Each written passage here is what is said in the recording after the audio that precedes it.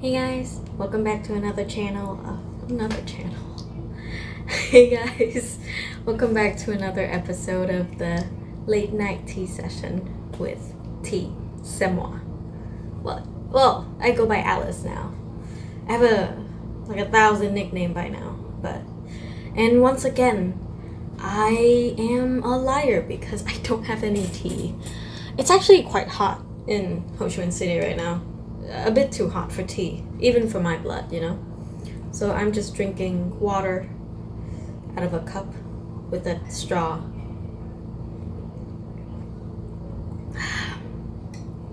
I thought I might switch it up today. I think I am going to be crocheting as I talk to you guys today. Thought that might be a nice pastime for me. Do you guys do any hobbies? I wonder what everybody's hobby is at the current moment. Everybody's around me seems to enjoy the regular, going to movies, eating at restaurants. I actually don't know a lot of people with arts and craft hobbies or just very unique hobbies around me, I think. I don't know why actually. Maybe because it's a lot of work. Crocheting is quite popular in Vietnam lately though. Sewing, I think, is a very niche hobby lately. A lot of people are into running, a lot of people are into gym. I think that's more common in my age range. Those things. I'm pretty sure I have a couple friends whose hobbies are basically bar hopping or just drinking in general, which I don't know if we should call that a hobby or just a slight addiction, Anyway, but no, oh my god, I swear to God. The fun thing about hobbies is that it feels like the first time you do it every time you do it. I think that no matter how experienced you are, and a lot of people who do arts and craft hobbies agree with me, is that no matter how experienced you are, sometimes things just really don't go your way in arts and craft. It's like you're learning the arts all over again every time you do it. And it's not helping that I have basically 1-inch stiletto nails right now on my claws, which a lot of people are not a fan of, but I am because they make me feel fabulous. But they are a bit hard to maneuver around because my fingertips are a lot longer than they are right now. And I can't feel them because they are, an extension of me, but there's no nerve ending. My body doesn't know it's a part of me,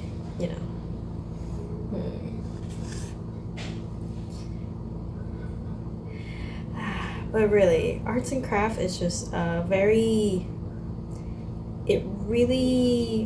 so when I told people that I do crochet or that I do a lot of arts and craft, weirdly enough, lately, I've been getting the same comment. There's something in my eye. I've been getting the same comments being like, oh, you must really be patient then. Which I never got before, but somehow recently that has been popping up a lot. And I have to say, it's really true to an extent. Because,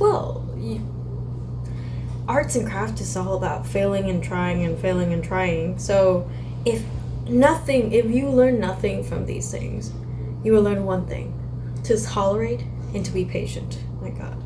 1, 2, 3, 4, 5, 6, 7, 8, 8.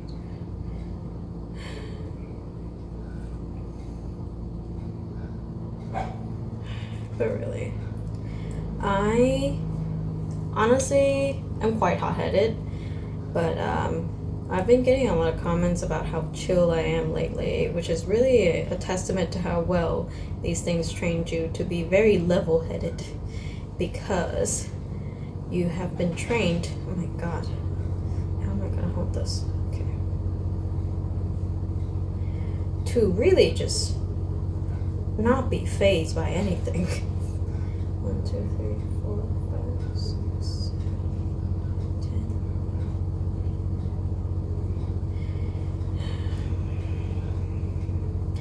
It also, there's something about these arts and crafts that I do get frustrated sometimes, because I am a perfectionist to a point. I like when things go as expected, and when things don't go as expected, I get really irritated.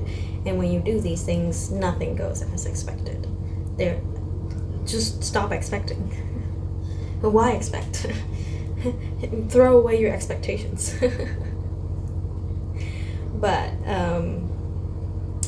doing these things has really taught me how to have expectation and to thrive, to be the best version of myself in a way. Funny.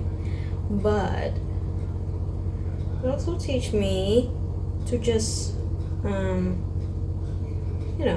accept when things are not perfect and just move on. And you try again another day, because, well, that's the only way to go. Like, what are you gonna do? Be mad and just throw away the art itself? That's just waste away hours of your life you can never get back. So of course you're gonna have to be stubborn and try and learn it and be like, suck that.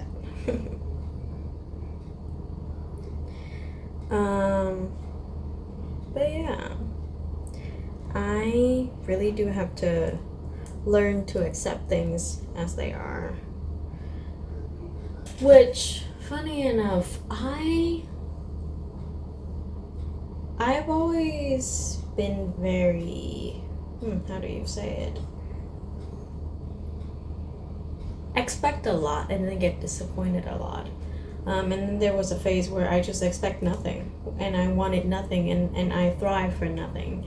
And it's just a really sad phase to be in for me, as somebody who live off of life improvement and being better. When you are that kind of person and then you suddenly have that kind of thought, it's really kind of sad to see. Really dull my light, if you know what I mean. I really have to, for a long time, learn to just accept the imperfect. And I think that is a very hard lesson to learn, because deep down, that is the only way for me to accept myself truly, because I'm not perfect. And well, one time I read a post that said, I am imperfect, and that is perfectly fine. And it just cracks me up for some reason, the irony in that sentence. But basically, yeah, I think that deep down, I wanted to fix everything to avoid fixing myself. That's a very loaded sentence to say, but yes, that is true. I try my best to fix everything else, so that for a brief moment it felt like I didn't need fixing. But those things are short-lived, and there's only so much improvement in your surroundings that you can do, because truly your surrounding is very affected by you as a person. So what I've learned over the years is that if you don't fix the main cause, everything else is just band-aiding. Truly is.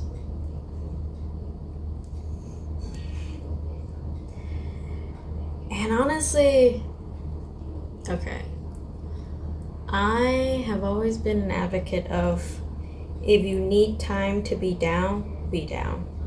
You know, I am always one to be like, you don't have to always try and improve things. You don't have to always, oh, I need to be this happy, cheerful, best version of myself. You don't always have to be the best version of yourself. Sometimes you just gotta be down for a little bit, you know? Sometimes you just need a little bit of downtime. And be a little bit negative. Not too much though. Hopefully not too much. But a little bit, I think, is good for the soul in the long run. Because I think if we always feel happy, then we are never happy. Never truly. And that in itself is a scary thought. Man, as I talk about these like very like deep thoughts, I think to myself, I, as you notice, speak pretty good English for somebody who is born and raised in Vietnam and have never gone to international school. I went to like English centers, but not international school. But I speak pretty well English, and people always ask me like, what's my secret? And I always hesitate to tell them that I just speak to myself. It's like, yes, the key to great English: be a mad person. I'm surprised I didn't do YouTube when it first started. I'm really surprised. I tried to do YouTube a couple times, but I'm camera shy. I also have really bad body dysmorphia, and even back then, I even have like I was grossed out by my own voice for a while. So doing YouTube was not like the best route to go at that time. But other than that,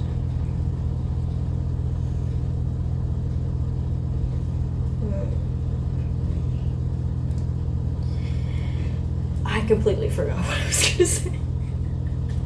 So this is what happens. I never script any of my podcasts because I don't want to seem machinery. Because I tried that. With the first time I tried YouTube, I tried to like script everything out, and I sound like a crazy machine. And even I couldn't watch that. So like, I just have to be like, maybe not. But anyway.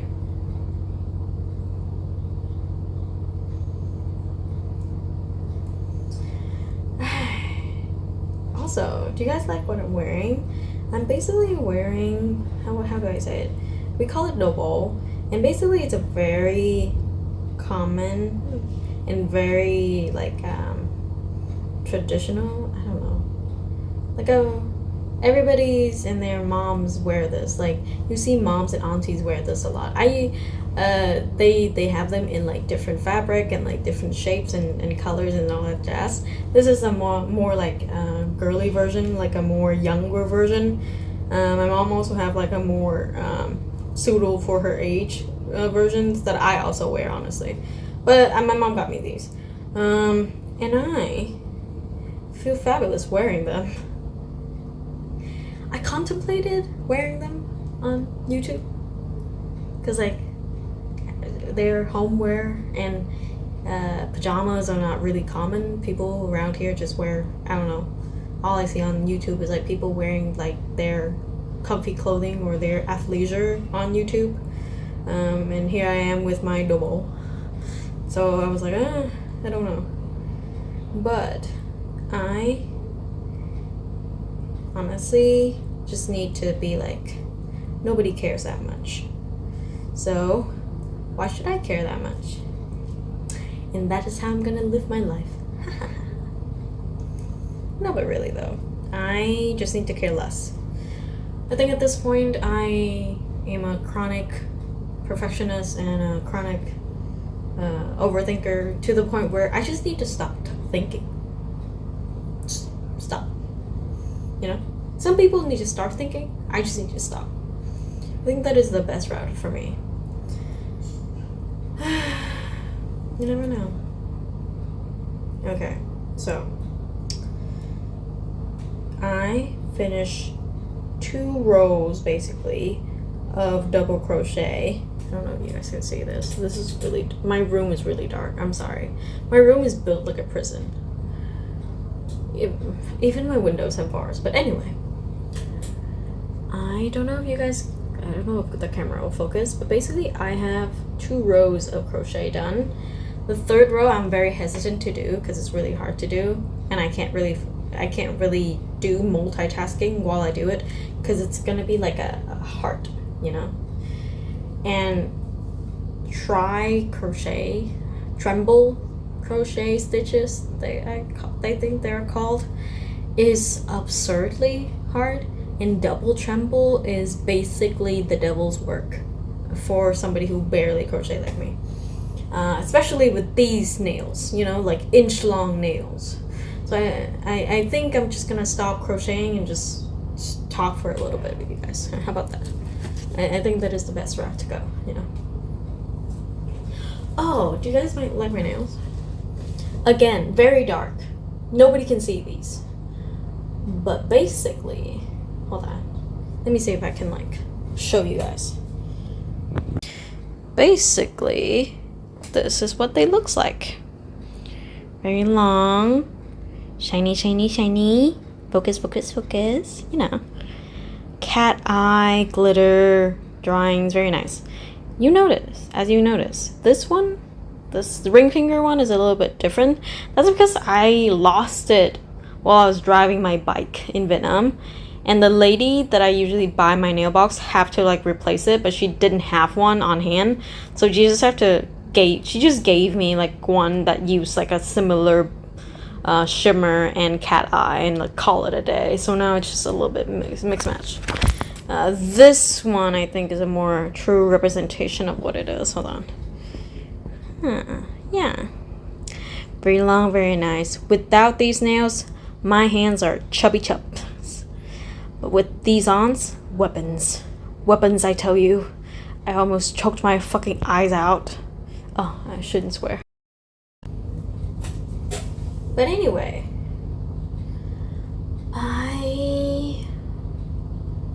I feel like I, at this point, just need to stop thinking and start doing.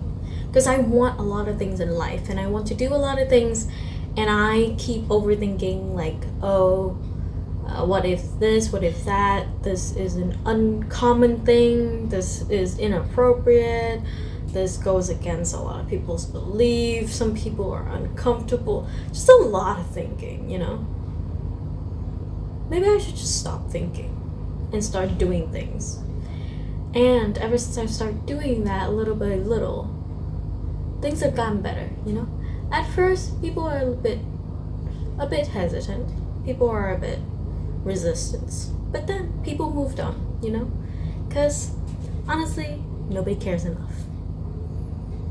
Everybody got their own life, and honestly being around somebody who is uncertain about things and just worry about things all the time is an uncomfortable experience. I must have throughout my life made many people uncomfortable with how uncertain and how scared I was at living. But now that I truly don't care anymore, or practicing to truly don't care, I'm reading the book Let Them Theory by Mel's Robbins, and it's working really well on that part. I think I'm just gonna accept who I am, just like accept where I stand as a person, and then move on, instead of just being like, oh, I am this, I am that, I'm bad at this, I'm good at that. Truly, just stop caring and start doing things. Okay, I'm bad at this, then I just have to decide, do I still want to be bad? Like, do I care enough to like not be bad, so I just improve? Or do I just not care enough and just let it go? Like, don't think about it, you know?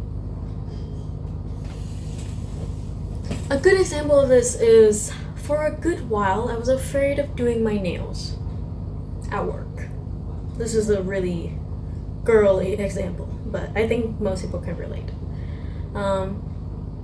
As an office lady who has worked office job ever since she go to college, I barely gets my nails done. I used to not even have makeup or hair done. Actually, I don't have my hair done right now, but yeah. I'm back to all natural hair now, but anyway. I was afraid that having nails would affect people's perception of me being a good employee, basically. I was afraid of being judged as a poor or a bad employee because I have long nails. As many of you know, especially if you work in like a more serious profession or a very strict industry or even corporate, you know that having long nails is a very nana thing. It's very unprofessional to have nails really long and to have nails that are very flashy, because it's prevent you from typing really fast is people's perception of it. And it does to an extent. Like when you do have long nails, you do have to adjust your fingers a little bit and you do type slower. I have like a special keyboard for this, a keyboard with a cap big enough with like where the keycaps are thicker and where there's a gap between the lines so that my nails could go in like in the middle of it. So it does balance things out. But for the majority of people, having long nails is very inconvenient for typing, and also having flashy nails is very noticeable. Like it's funny enough, I've had people who didn't notice that I dyed my hair red, but noticed that I have nails on. So that's in a way very interesting dynamic there. For the longest time, I was afraid to do them because I thought I was gonna get written up and like go to HR and like lose my job or whatever, or just get judged constantly, you know. And then I don't know. One day I just started like, I think I just don't care enough anymore. So I'm just like, what if I do them a little bit long? What if I start doing my nails? I start working my way up, you know. I start having flashy nails, like coquette nails, and a little bow here and a little heart there, and just a little bit longer, just like a little almond or like a little like rice shape. Funny enough, there's a thing called rice shaped nails here, which is basically just rounded tips. But anyway, people were like, oh, cute nails, this and that, and then my nails start getting longer and longer and longer, and then people go, wow, you have really long nails. The judging did happen, but it didn't get written up to HR or anything. Nope. Funny enough, I didn't even like get written up or go to HR when I literally dyed my hair bright red. Like I'm talking tomato, strawberry, bright red. I walked around like a freaking red light everywhere for about a year. Nothing. So obviously my workplace is not as strict as I presume it to be. I'm just an overthinker. I'm just a little delulu girl, basically. So here we are with inch-long stiletto nails, which people do judge them aggressively now because like these are really long for here, for office worker and just for like the average Vietnamese girl. This is pretty long, and these are sharp. Like I almost gouged out my own eyes when I first got them and forgot that I had them on. I even one time I think like I scraped a part here. I think there's still a scar somewhere here where it's like a chunk of my skin got lost. Like it dipped in a little bit and there was a little scar here. But anyway, sometimes imperfections is the way to go, you know. Sometimes logical things, perfect things aren't always the things that make us happy. Sometimes what feels right, what makes us happy, what's right for us are the imperfect and the inconvenience and the illogical things in people's mind, and even in yours, is what I'm trying to say. Sometimes you just gotta paint outside the box a little bit. We all paint outside the box a little bit. That's how people live their life, truly live their life. I have lived a life trying to fit into the box, and I walk between the lines. I really try my best to fit in and to be the best version of myself and to be accepted. And I feel like doing that too much can make you lose yourself a little bit. And sometimes you just gotta walk out of that little box that you put yourself in. Not because you hate the box. So I like the structured part of my life. I liked the education, I liked the profession, I liked that there is prestige and that there's a certain strictness, there are certain rules in my profession and in my job. I don't mind all of it. However, I do wish to express myself creatively in ways that I feel comfortable with. And for me, that is nice nails. And I think as long as it doesn't bother anybody, it doesn't affect my ability to do my job. It does to a way, but I know how to fix it because, surprise, surprise, I'm a professional that has been working this kind of job for years now, and I know how to work things out, you know? Surprise, surprise. Humans have problem-solving abilities. Who would know?